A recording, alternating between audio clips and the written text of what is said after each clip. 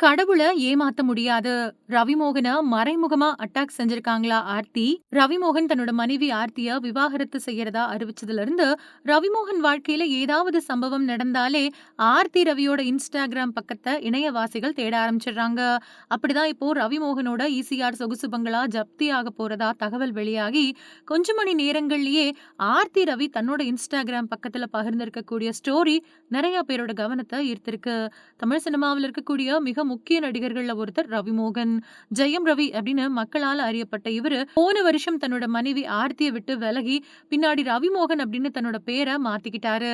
ரவிமோகன் ஆர்த்திய பிரியறதா அறிவிச்சதும் நிறைய பேரு ஆர்த்திக்கு ஆதரவா நின்னாங்க.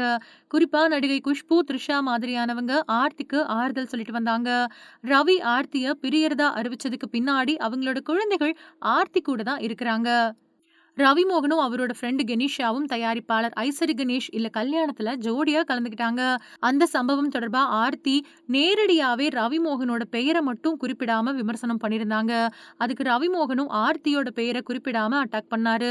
இவங்களோட இந்த கடித சண்டை ரசிகர்கள் மத்தியில பரபரப்பை ஏற்படுத்துச்சு. இவங்களோட குழந்தைகளுக்கு பிறந்த நாள் வந்தா கூட நிறைய பேர் ரவிமோகனை அட்டாக் பண்ண ஆரம்பிச்சிடுவாங்க.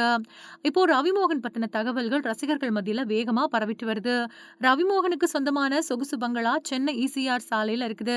அந்த பங்களாவ பேங்க்ல கடன் வாங்க யூஸ் பண்ணியிருப்பாரு போல தெரியுது. இப்படி இருக்கிறப்போ, போன 10 மாசமா அந்த பங்களாவுக்கு தவணை கட்டாததால வங்கி தரப்புல இருந்து ஜப்தி நோட்டீஸ் அனுப்பப்பட்டிருக்கு. ஆனா ரவிமோகன் தரப்புல அந்த நோட்டீஸ வாங்கிக்காம பேங்க்குக்கு வந்து நேரடியாவே வாங்கிக்கிறதா சொல்லியிருக்காங்க அப்படின்னு தகவல் வெளியாயிருக்கு. இந்த நிலையில இப்போ ஆர்த்தி ரவி தன்னோட இன்ஸ்டாகிராம் பக்கத்துல பகிர்ந்திருக்கக்கூடிய ஸ்டோரி நிறைய பேரோட கவனத்தை ஈர்த்திருக்கு.